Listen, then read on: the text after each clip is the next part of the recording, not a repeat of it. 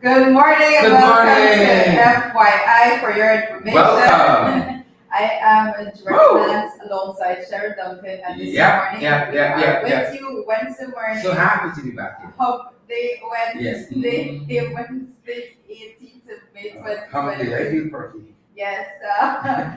I see you guys out there already. I'll jump straight to the comment section. It has been quite a long day yesterday. After having the morning program yesterday, I went straight to the National Assembly. Good for you. So I was up at 4:30 a.m. yesterday morning, prepping to come to the show. When the show was over, I left to go to the National Assembly. And when I was done there, it was this morning after 12 o'clock. Okay, you're back again. After 12 o'clock. That's boots on the ground. Wow. That's boots on the ground. I've never put. That's boots on the ground. She's on triple. That's boots on the ground. Morris Alvina. Yeah, yes. Alan Finance. I see Alan Finance. Yes, I see Alan Finance is joining via Is it 07? Do you know the type of some of these things? 07. That's not the series. 07. 07. That's the it's a code. It's a code. Budget. From service. I don't know. You know to decipher these things. I just sent pictures this morning. Good morning to you. Good morning, Beatrice. Just chippers. Hey, I see Ann Kearns here this morning, watching from Atlanta, Georgia. Please and thank you. How's it there? How's the weather in Atlanta? Sounds like Justin Sharon, says Mr. John. We're gonna fix that very quickly. There's an echo or something. Very quickly, we're gonna fix that. Yes. Atlanta is very, very nice. Atlanta is very beautiful. We're gonna get that stuff adjusted very, very quickly, and then you're gonna see me. Well, I don't know how Atlanta is. So I think I need to get an invite. It's a long time you get the invitation on Twitter. I've actually it's a long time. Never passed through there. I have to go. I have to avail myself to all of our FYI family members, wherever they are, to make sure that we can have some sort of one-on-one interaction at one point in time. We have been growing as a family, guys. It has been such an amazing journey thus far. I see all the comments. I see McDonald. I see Kendrick. Guys, I am looking in the comment section. You are all so wonderful. It's such a pleasure to be with you. I gotta remember my mic is hot. Yes, last night was. Night was. How was it? It was quite. How's all you guys? Let us know. It was quite exhausting. Quite an exhausting bit so far. Warren, I see you there. How was Long Island? How was Long Island? Warren, I see you. Like Gavin Liverpool, I says good morning to Rhett and Sherrod. It's beautiful day, sunny in Linden after 2 days of continued rain. Wow, so I understand, Gavin. Yes, yesterday was very rainy. I see Warren says the audio is great, so I guess that was adjusted quickly. And if Warren says so, it is so. If Warren says that, that's what it is. I see Beatrice Selby saying nice weather here. So Beatrice is having a good weather also. Loud and clear, says Gavin. Great. Whatever was being muffled is adjusted already. It's a bird. It's a bird. It's a bird. Yeah. Yep. I have a lot to every time I think about it, I think about all the pettiness that people try to bring to the forefront when there's something like that. Yeah. As a startling example. Yeah. A monstrosity of their governance. Like that. Yeah, but quite interesting, Mr. Duncan. I can say that you are sorely missed in the National Assembly. It is something that everybody has been talking about, you know. I heard even the Prime Minister. Yes, my goodness. Yeah, he misses me so much. He watches the program.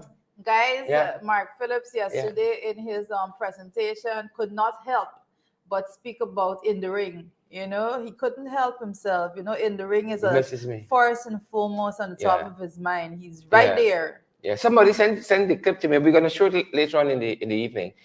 He said that he watches me and Al Jazeera while he's going through his papers, his Times document. Interesting. His Times newspaper. His Times newspaper, you know.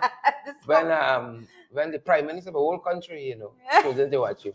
It's something. Yeah. but that's testament to the hard work the guys are doing behind the scenes with the program, the content we put together as a team, and you know the work we will continue to do. You're on par with Al Jazeera there.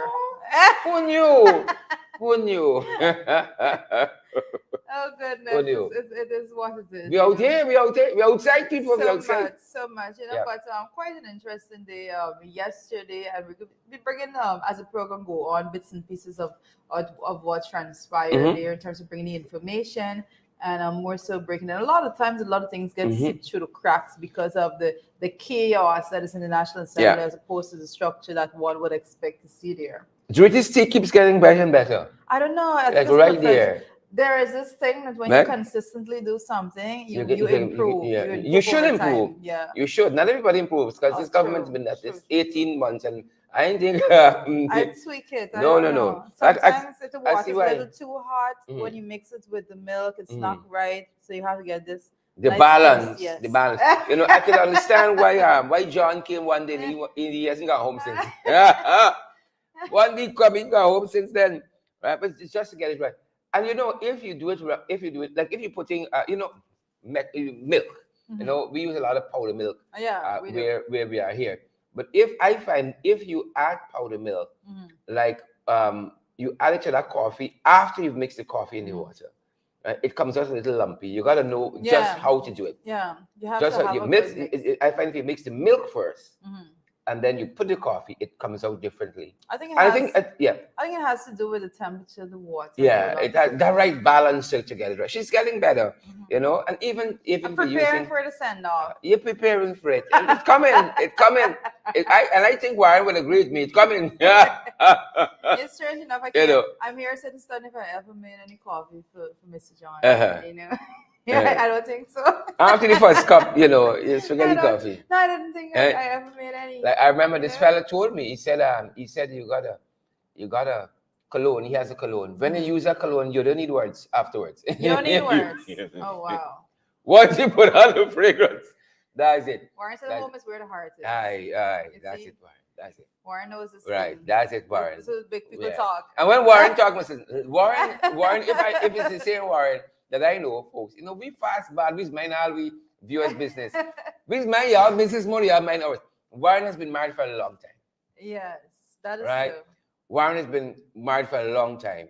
And so when Warren speaks, you know, He knows. us, We you need know, to- we on need the other to side of the fence. Take a pattern. Yeah, I take notes when Warren starts speaking, right? I take notes.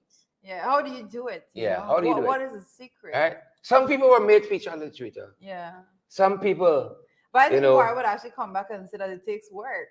yeah. It Some takes people, that extra, it takes work. some Not people were really. made for each other. Some people can love one another for life. Mm. How about you and John? Oh, You wow. know, that sounds like a song. So what is I that? have been, I have been quite so. I have Yeah. been quite the quitter before. You know, Mm. prior that I would like Yeah. the slightest thing somebody just. Mm. I would just, you know, I'm done with this. Yeah. But over time, you mature I'm a and you handful. learn to deal with things a little I'm differently. a handful, and I think my wife is not getting accustomed to me. So I feel like she's wearing out these days, right? You have to take her out of Yeah, that I try environment. to. Yes. I find she wearing out these days, but I give and take now. You know, I used to fight like over the pot spoon, and so on. But Warren says 32 in a month. Is that 32 years? I'm not under. yeah, is it Warren? Warren, is that Confirm 32 for us. years? Confirm for us. You know, we're interested in our viewers, much like you're interested in us, right? And Warren, I told you, Warren's been married for a long time. You can tell. You can tell. What? Right? No, I have to see this. I Right? have to see that in that section. Right? Agrimash, how long have you been married for? Sip, Martina. Agree. I agree. Don't worry. Shots fired. Shots fired. It's not nice. Folks, share. Marlon share. said I was married for 26 years before my Wow. husband died. So Marlon had a lengthy Wow. marriage as well. Wow. 26 Warren years. says years. 32 years of 32 marriage. years. Congrats. Next month. Listen, Congrats, my Lord. This is what I know. Right. I'm a little girl. And Right? this- But I've Warren been, has I've been married been for married 32. my hold on, entire no, life. I've been married 32 months. Oh, sorry there. Warren Your has whole been married life. my whole Wow. life. Congrats, Warren. You know, some men got the belly. Wow. Congrats, Warren. Alan Congrats, Francis Simone has as been well. married for 6 years. Wow. Wow. Chanel Ross, 22 years. Wow. 22 Congrats, years. Alan. And I think I remember Alan's spouse. Daisy. Daisy. Congrats, Alan and Daisy. Look, 6 Lincoln years. King is saying 24 Lincoln King, years. 24 years. So Magnell Barrow, I finished 39 years yesterday. Sweet so yes, Lord. years was Lord have his mercies. Lord have his mercies. 39 years. Warren, we thought you were the top of the pack, but Magnell got it up against you. Rajkumar. 20 years. 20 Congrats to Vesta and your spouse. Congrats. I hope that Right? this is something that we should have asked before. These are All right, some now interesting look, numbers. Leon, Goberdan can't put any years. He asked what SOPs. You see how this Leon Goberdan can't put any years. Leon says, we are SOPs. Eh?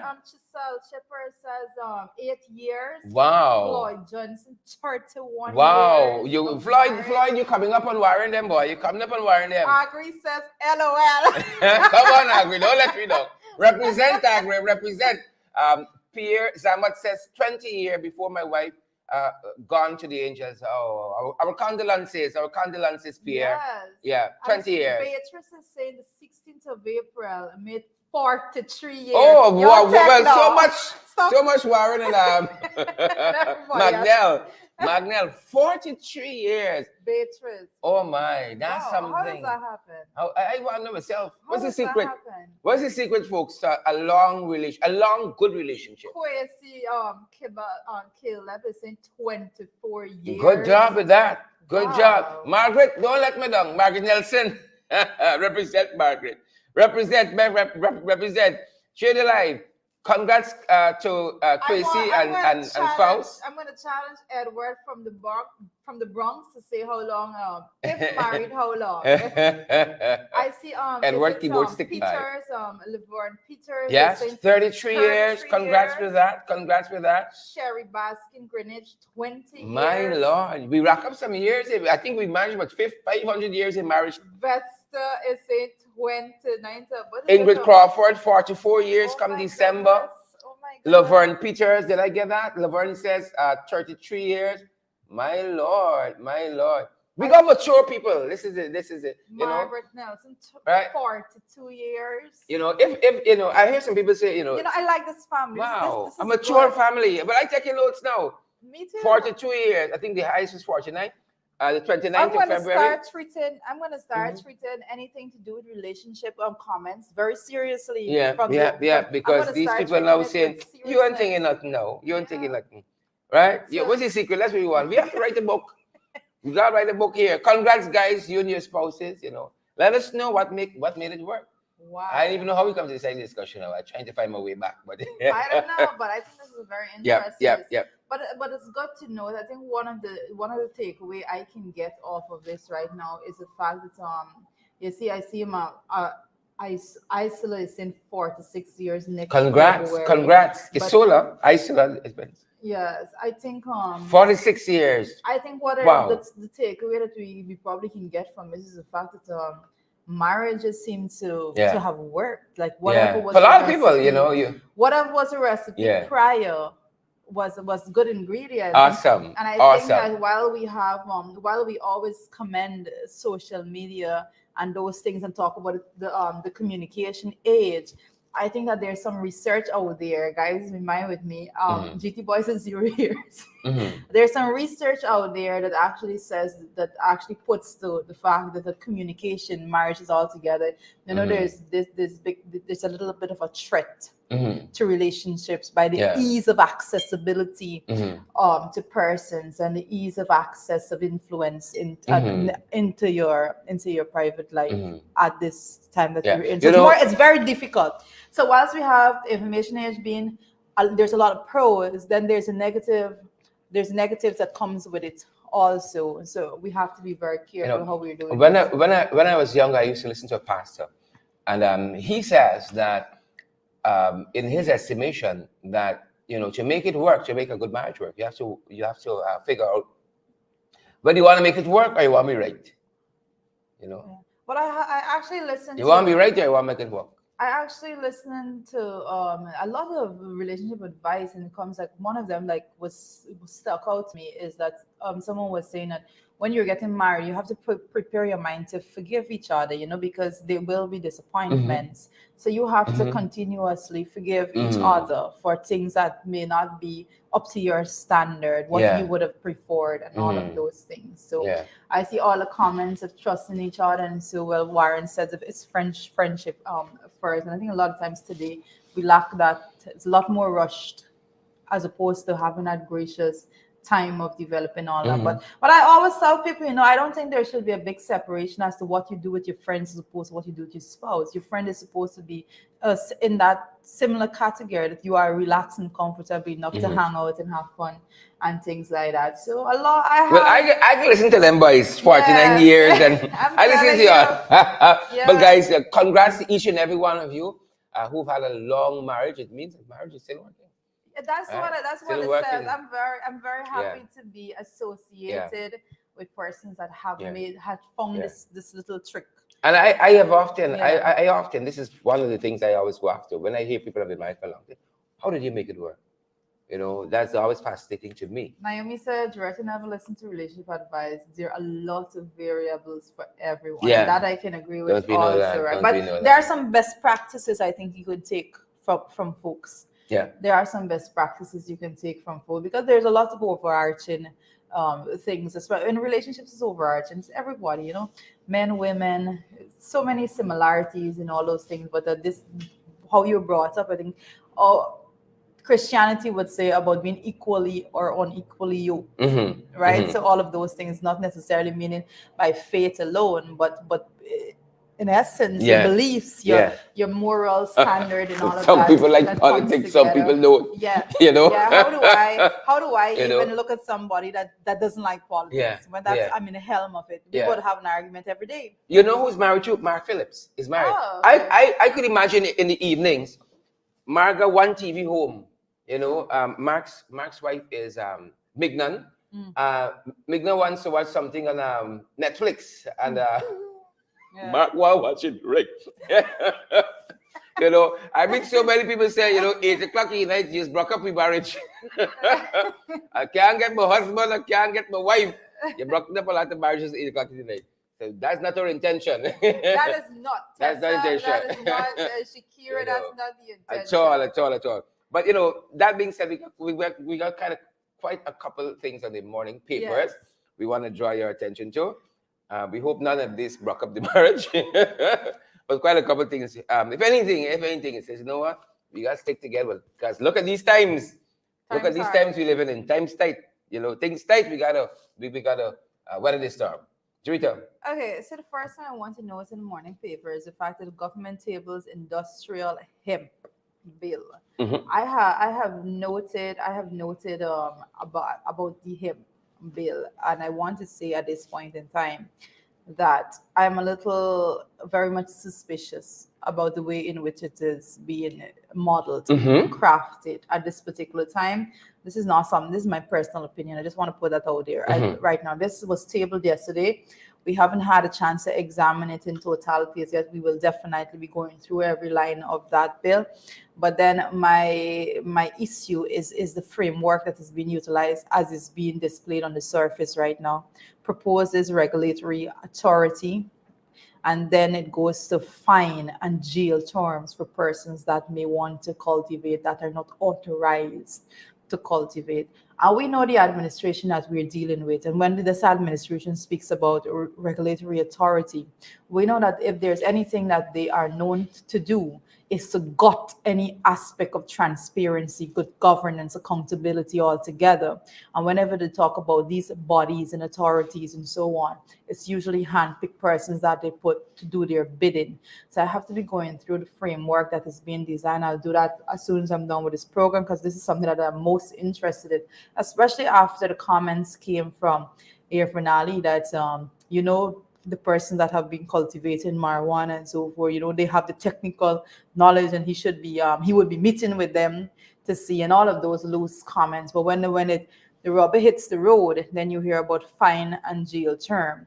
So it begs the question as to what leverage will be given to anyone, and who and where the permissions will be directed to for persons to actually benefit financially from the cultivation of this. So I have a lot of issues at the surface, I'm going to say, because I'm going to dig into it a whole lot more to see what's the nitty-gritty of that as the day go on. The only thing I would add here is that, we brought the marijuana legislation to the National Assembly. They didn't want us to steal any thunder, so they ran ahead with their own separate legislation. It's stuck now. It's stuck in a select committee.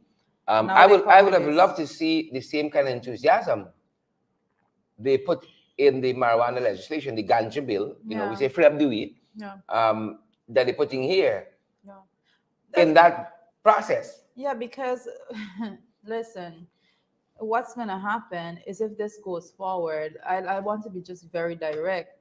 There's a section of society, and you're going to see it. It's going to play out. You're going to do a map of it and to see where and how, because there's a section of society now that will be benefiting financially from cultivating this product, while that bill is still there in the select committee stuck there, and persons still be in jail for smoking marijuana.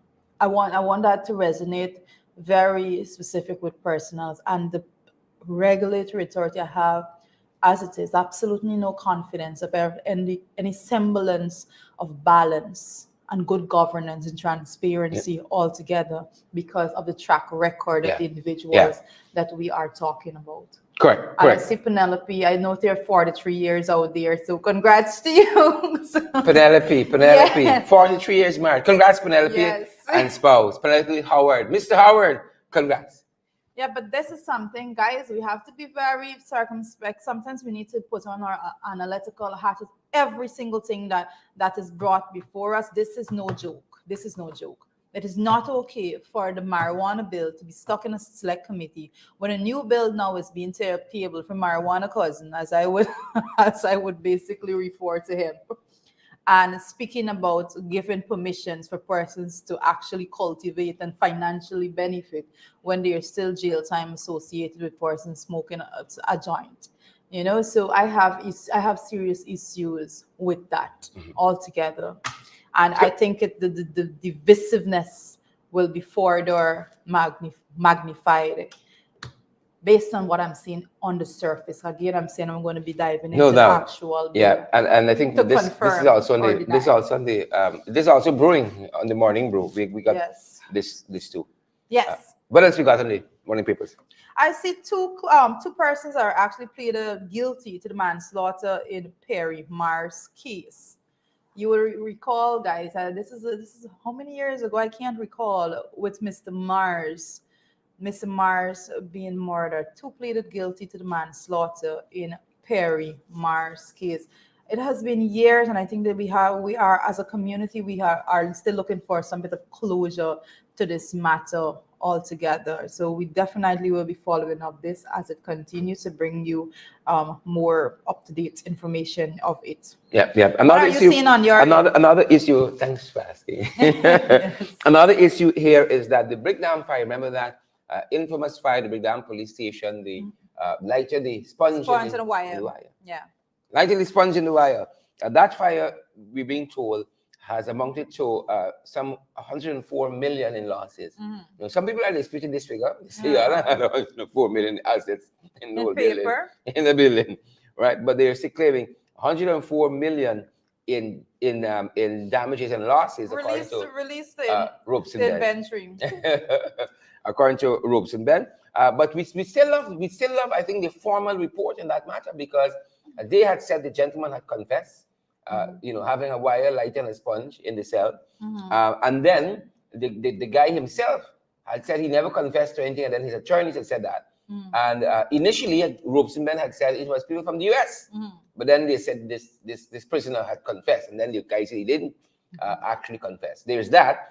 There's the fire that burned to the ground the building that houses the Office of Professional Responsibility. That is an arm of the police force. That same building also houses the DPP's office, the Director of Public Prosecution. That was raised to the ground a couple of weeks ago in Ivleary, in Kingston there. We learned recently that the report is actually finished, but somebody don't want the report to be released. Interestingly, yet again, Robson Bennett says people in the States, right? PR isn't everyone's strong It's game, people in the States, and now it's a good time to release the report since it is finished to let us know exactly what transpired there. We don't know.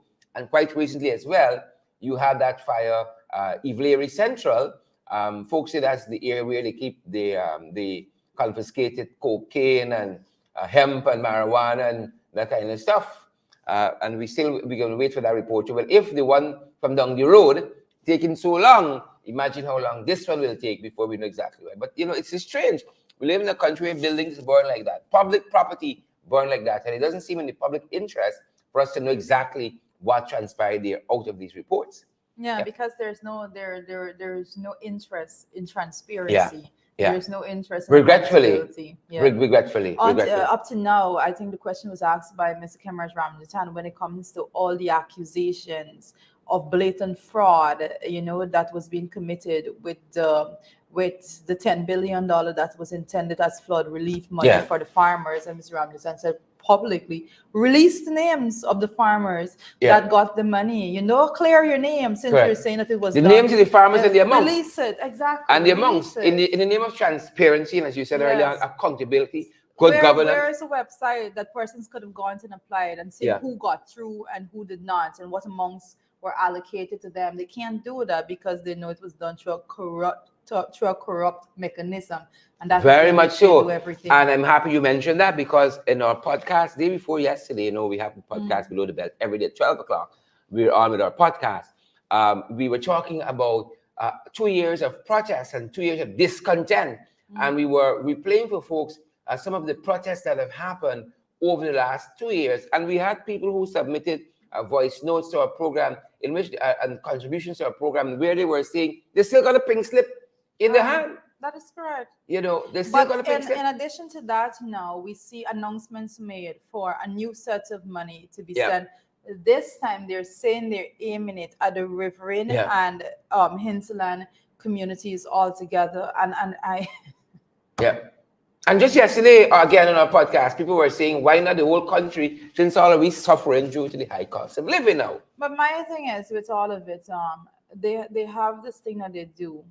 And we had this issue when the coalition got into office. One of the things that was uncovered very early is the blatant corruption when it comes to money that is intended to go to the indigenous communities, and the way in which there were no accountabilities for those monies. That was a big issue altogether.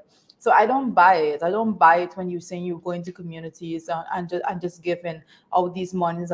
If it was a different set of people, if they had a good track record, right? But you have no confidence based on their track record that they intend to do it differently.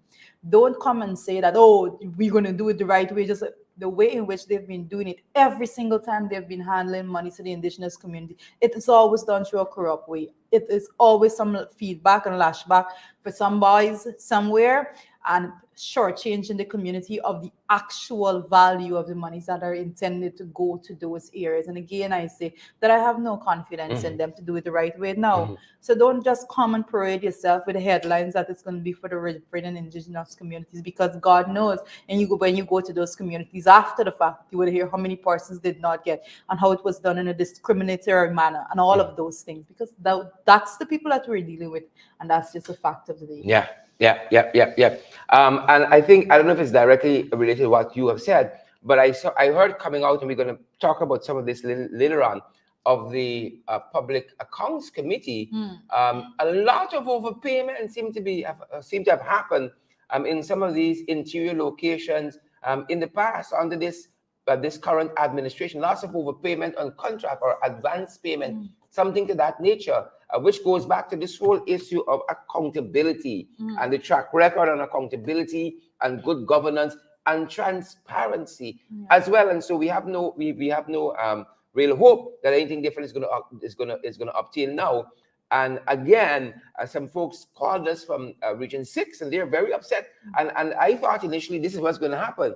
People can say, well, why they're different from us? I mean, this cost of living thing affecting everybody. But we were trying to show 2 nights ago on the affiliate program In the Ring why they might be going in this direction in the indigenous community, because there's a lot of dissension happening in this area. And if you're going to now, we're now walking up to local government election, which we got a good chance of doing, of getting some good results out of if we do some things right. And that's why they're trying to appease the indigenous community now, you know. Yeah, because they believe that method has been working for them for decades. And they believe that it's the same methodology that they can employ at this point in time. But I have to say that I don't think it is business as usual. I don't see that. That's not the type of dispensation we're seeing Different right age. now. In the hinterland communities, persons know that they deserve more, and persons are fully aware of the corrupt mechanisms that are being employed in these processes, and because of that, persons know that they're being shortchanged, and nobody's okay with it altogether. But when it comes to the Public Accounts Committee, what I want to say about that is that I have noted, because this is my first time my first time in Parliament, but being on the Public Accounts Committee is very insightful. I can say that, if not anything else. And I've been doing my own bit of analysis when it comes to these things, especially when it comes to overpayment, because overpayment is something that we have been seeing a pattern for forever, right? As far back as you can go, all the public account, the Auditor General reports would speak about overpayments and all of those things, right? So it begs the question of why aren't there mechanisms that are being put in place to actually curb this issue altogether? It's not okay for you to just have sit-ins of the committee and just recommendations being pushed forward, and those things are not being implemented and instituted so as to fix the system altogether. And it's a sore issue, but I want to say that I will do my analysis to the end, and I will make it available to the public, and I will not bring any political language with it, but I will just present the cold hard data. This is what it is. These years, these are the numbers associated with it, and let the public do their own interpretation of those numbers. Because I think it's very important for us to understand the magnitude, how it is, the areas that it is collected in at the most, and all of those things. But again, I say when that is finished, I'll release those findings.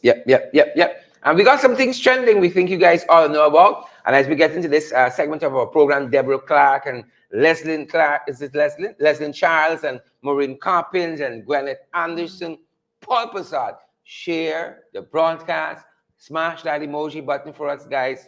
Do that for us as we head into some of the stuff that are happening internationally, Twitter. And we see here that Sweden and Finland have formally submitted NATO applications. I mean, this is going to drive Vladimir Putin insane, because, you know, he was fearful that this was the way that the neighboring country of Ukraine was heading. And they seem to, I don't understand why self-determination upsetting somebody else across the border. I don't understand that. Talk to us about this, you know. Well, I'm no. Well, actually, there's a lot more to that, and I know that our co-host Amanda said this is our field altogether. But most definitely, we need to be interested in that specific piece of information, because if we would agree, the whole war between Russia and Ukraine, you know, was birthed out of similar issues when it comes to NATO and intentions of NATO applications and all of those matters. So we see Sweden and Finland has formally submitted their applications to join NATO, and the Alliance Secretary General Jen said it was a historic moment which we must seize, and that's quoted, adding that the Nordic countries' membership would increase shared security. But that is the way that's the way in which it is being reported from NATO. I just want to note that, because other reportings are going to suggest otherwise. And I can't seem to remember very clearly if it was Sweden or Finland or both of them, but the US had guaranteed security for one of them if they had become a member of NATO. So things in that region getting very, very, very interesting. Well, geopolitics, there is something that's not my area of expertise, but I can say on the surface, like like the majority of persons, the information that we gather from all of these reportings and so, which suggests that there's a lot more when it comes to global security altogether, and the way in which persons are aligning themselves. And as we see on this side, more in the matter, more in the matter than on the pistol. Look what else is happening in Twitter. Tell us about this. Okay, so I see this is very interesting. I want persons to actually note that we on FYI back in March would have, I believe it was on the program when this breaking news had come out, that there was a crash, a China Eastern flight that crashed, and that was back in March. Now, the report that is being circulated right now, I'm taking this off of CNN, it's saying that the black box data recovered from that flight suggests someone in the cockpit intentionally downed the plane. Wow. And folks, you would remember that was the Boeing 737-800, and that killed 132 passengers and crew on board. Wow. So with all of that, the data that is coming out right now is saying that that was an intentional action, that someone in the cockpit intentionally downed that plane. So all the questions, persons were thinking that, it was an accident and all of that, where 132 lives, passengers and crew altogether was lost. And now that is just as cruel and despicable as it can possibly Very get interesting. at this time. Wow. Thoughts and prayers again to all those families who would have suffered there. Coming closer to home, but yet in the region, closer to home, guys, but yet in the region. I hope I have it right. Do we?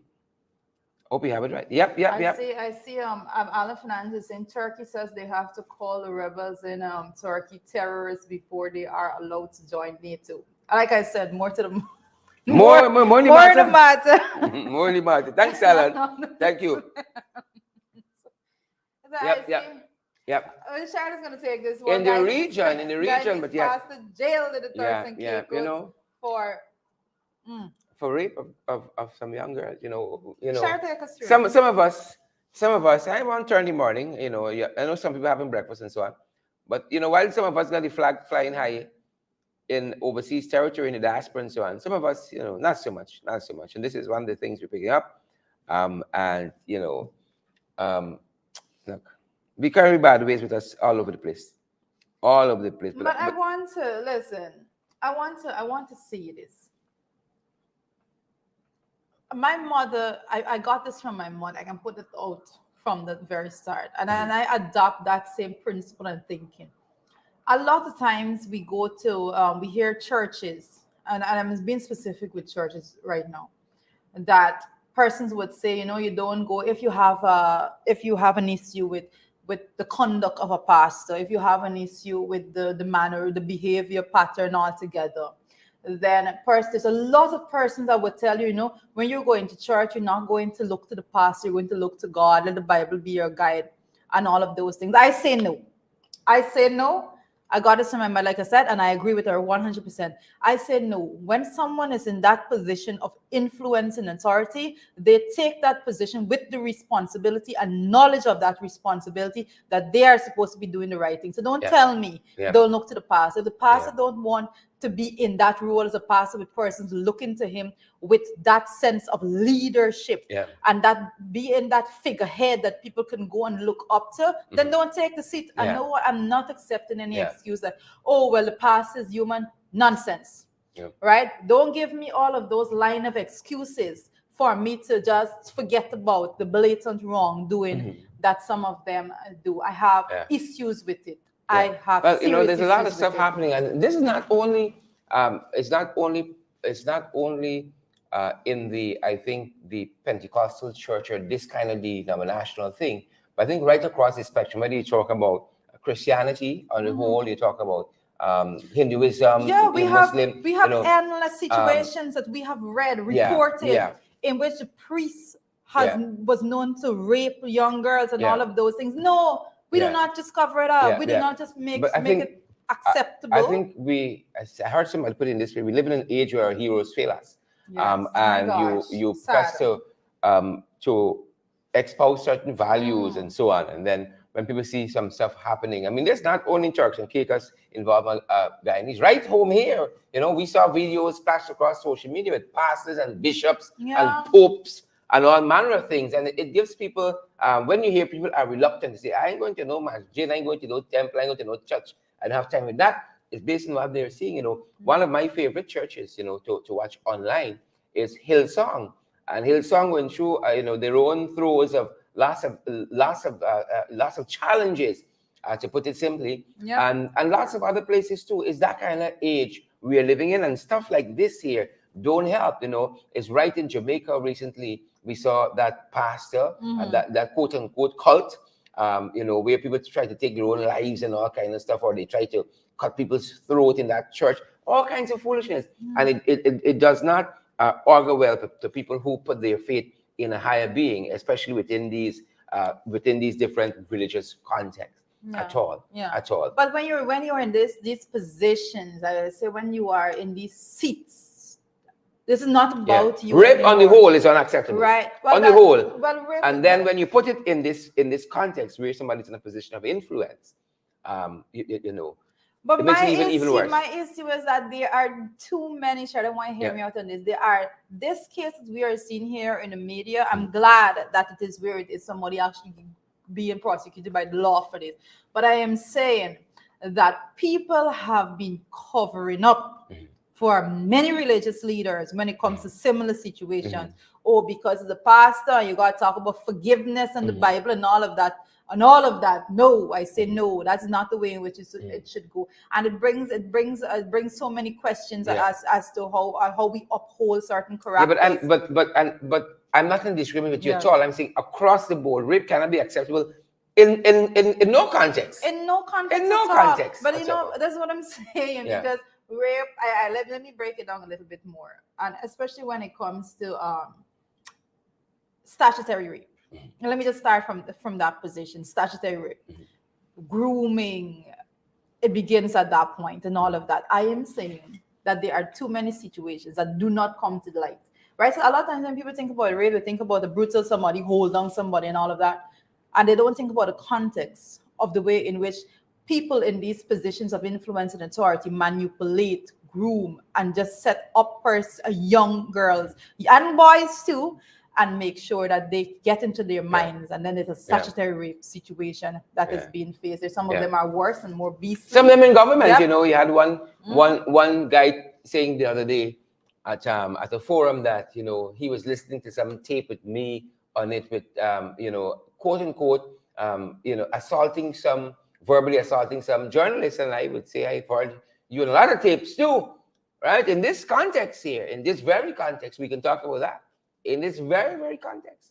Yes. Right. So agreed, unacceptable. Unacceptable. And the situation here is it's underage girls. Yeah. Also, and I just want to make sure that we just point that out under the age of 15. And it says that, let me just give the first two lines. It says that pastor has been from Turks and Caicos was on Monday sentenced to 11 years in prison after he pleaded guilty to raping 2 girls under the age of 15 multiple times. And I think one of the girls was actually the age 13 years old. So this is what I'm talking about, utilizing your position of influence and all of those things. Sometimes it's statutory rape and all of those things, but we have to be very cognizant, be very watchful and all of that for these evil people masquerading themselves on the guise of religious leaders and all of that. Correct. And we're home now. I think we're home now, and we're going to be talking some more on the big issue about Trinidad and Guyana and the Agri Expo and the other things that comes with that. But Conrad Enel, we're being made to understand, has been appointed as Trinidad's High Commissioner to Guyana. So we're looking forward to that. And for those persons who don't know, the High Commission for Trinidad, it's close to Vicinjon Road on Lamaha Street.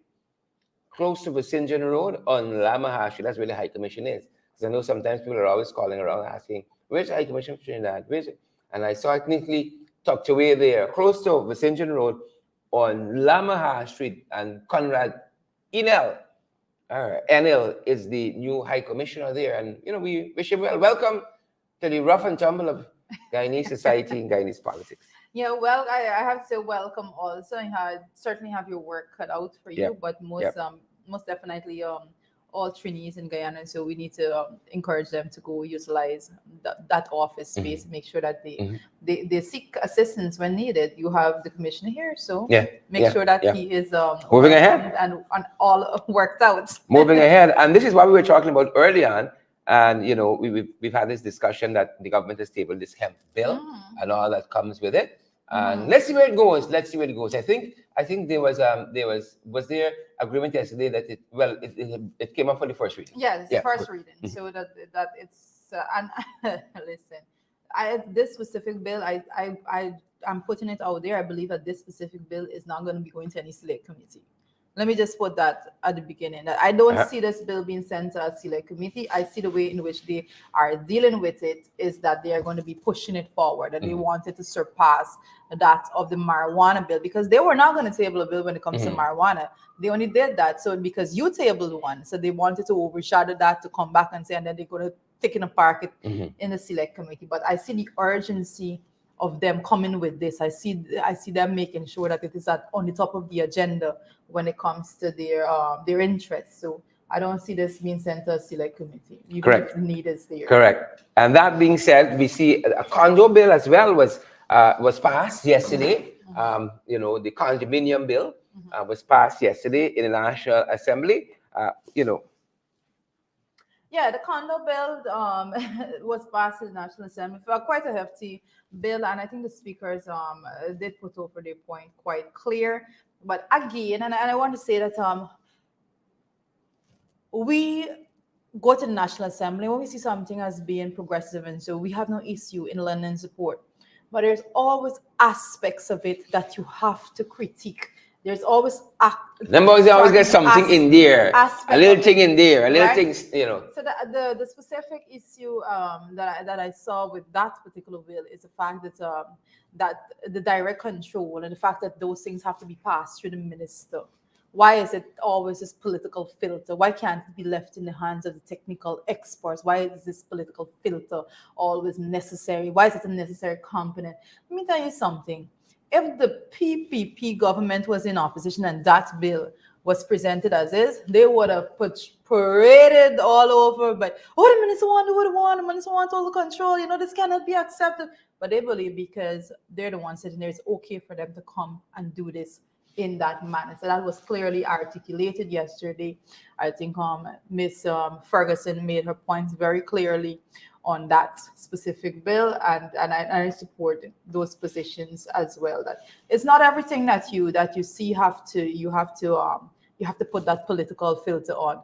That's not progressive, I do see. Yeah. Interesting. And folks, in our segment, what they said or what he or she said, something interesting. We see how we think you guys ought to know. We are at what they said this morning. That's the segment, what they said.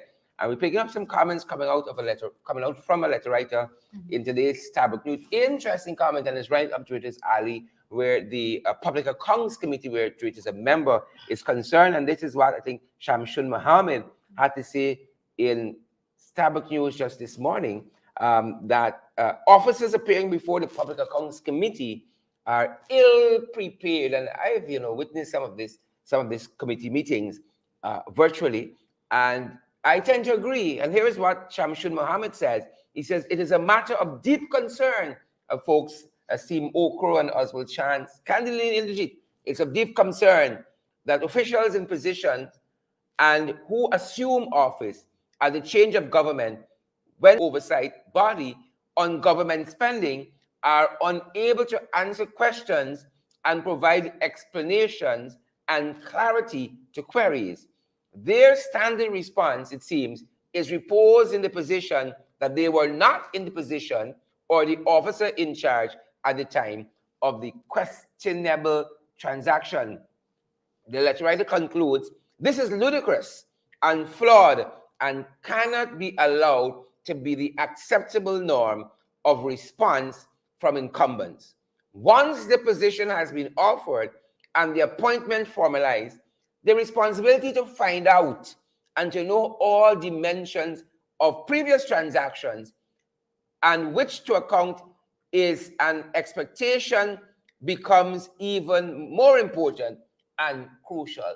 So you've been given a role, you got to study all aspects of the things that comes with that responsibility. That's the point that Shamsul Muhammad is making here, Rita. Yep. Talk to us about that.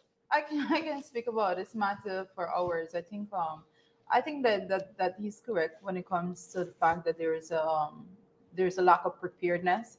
But I think more so I have noted with great concern that there's a lack of respect for the process altogether that has been displayed. That was on full display. You know, the manner in which a lot of persons, and we noted very recently some engineers have for the committee, and that's why that particular engineer got into all of that trouble recently. So I want to say that I agree that there's a lack of preparedness, but I also want to add a component to that, a little bit of fact that I'm going to present, that there's no excuse to not be prepared. There's absolutely no excuse for those officers to not be prepared.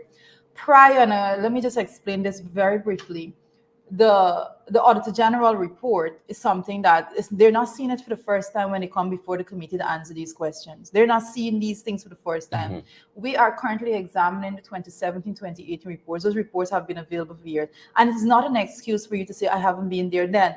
Because since you got there, the reports have been there. Mm-hmm. And you know that you're coming for a meeting. They get time in advance.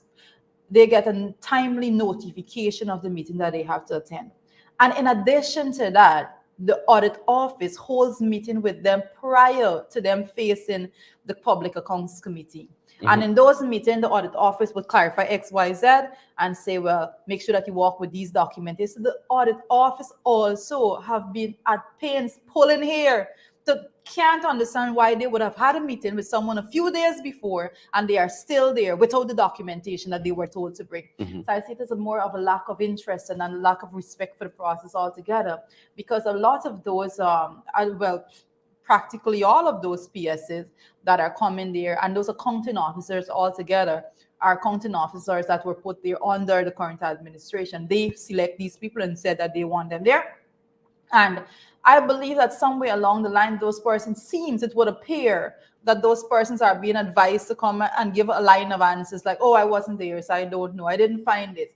You know, it is, and we have been pointing out, it is not okay for you to just come and say that, I didn't see this paper. Did you double check? You know, there are so many different check systems that you have to check off before you can arrive at the position of this document isn't available.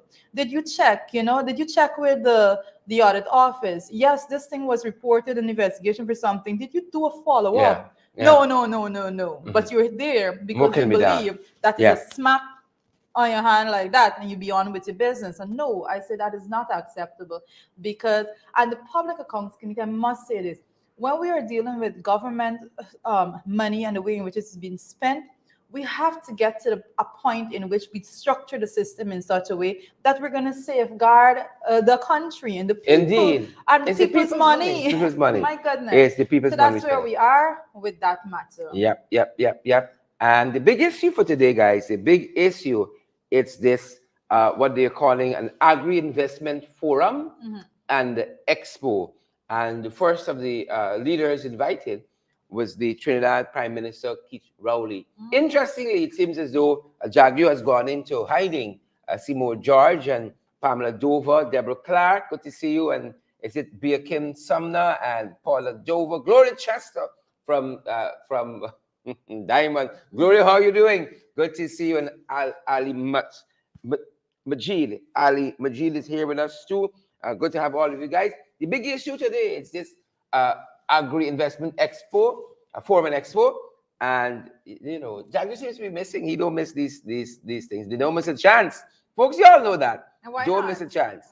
Right? Don't miss a chance to show that he's large and in charge. You don't miss a chance. I think they should have a joint press conference. Right? Wow. I'm just throwing that out here. Wow. And that would be interesting. Joint press conference. Paid for you.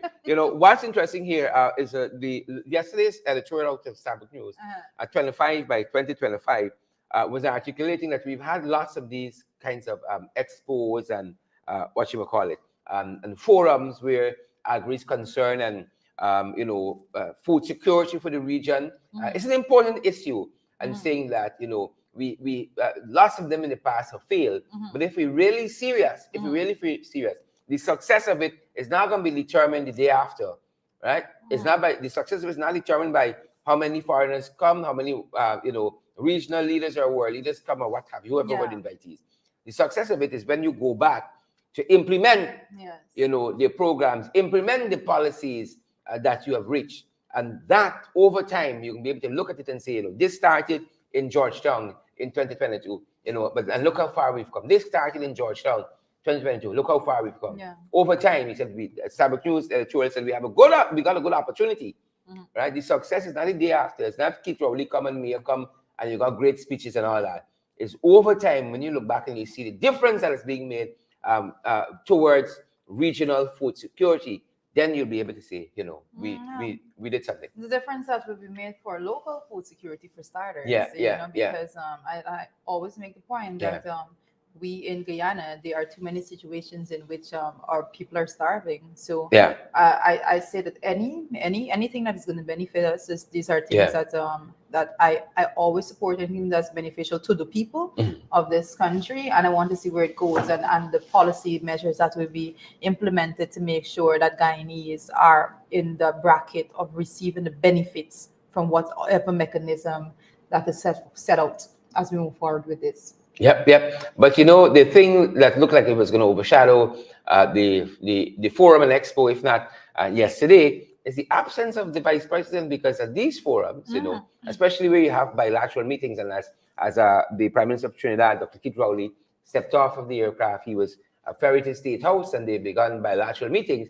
He's always across the table. As a matter of fact, there was an empty seat next to between Irfan and I believe it was the installed Minister of Finance. There was an empty seat? Actually, there was an empty seat there. I have to look back. It was quite interesting. Like, you know, somebody was notably absent there. So the big question coming out of yesterday, sure, Forbes Fraser knows this, and you know, Blondes, Booker, and Barker, and all the other guys, Warnella Garnett, that, you know, it seems as though Mr. Jaggi went into hiding because he was the one who said, you know, Trinidad falling apart, and they had this tit for tat. And yesterday I was listening to a newscast coming out of 93.1. Gabriella Patram was delivering this news, and they dealt with the issue from. He says he was talking about Trinidad falling apart and the tit for tat, and foreign affairs minister, and you know, all the back and forth in the TNT press and so forth.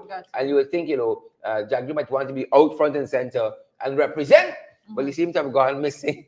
I want to probably walk with a guy that likes piano. That's you're talking, and that's what I'm thinking. Yep. I think that there was a particular member in Rowley's parliament that was very interested in Guyana. I was wondering if Rowley, if he came, he probably came on the advanced team. The was a member of the opposition. He probably came in the advanced team.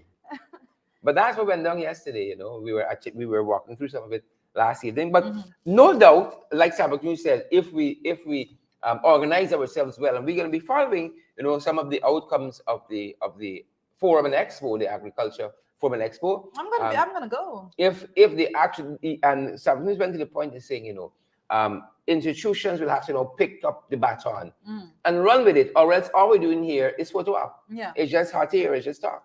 I'm gonna go. I like to speak to these people myself that are gonna be involved there. I don't want to get second-hand information. See, Pamela Dover said it. Talk. When I have an opportunity to go and get the information for myself, I am not going to miss that opportunity. I'm going to go and present myself and gather those info for myself. And Naomi Drucker says that Mia must tell them it didn't look good that Trinidad wasn't invited to the oil expo. I think you told the energy that. expo. I think you beat that drum fairly well. Right. And I'm sure the Prime Minister was watching, which means the rest of them know. Come on. They have. I was made to understand that there's a little unit set up to monitor your programs. Joel Ward's comment is interesting. Joel says they don't have the balls to face Rowley. They don't have the balls. Don't press conference. Right? Don't press conference. I agree with you, Joel. Joel, I agree with that. I agree with that. Maureen Coppin Williams says there needs to be exposure of the destruction of the farmlands in Linden. Is correct.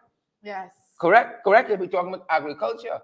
Right? At the back of South Ramsden. But now you have to see, I think everything that is done, we need to look at who benefits. I think that's always the question. Who is benefiting? And when we determine that, we will know that who these people are actually interested in together. Correct.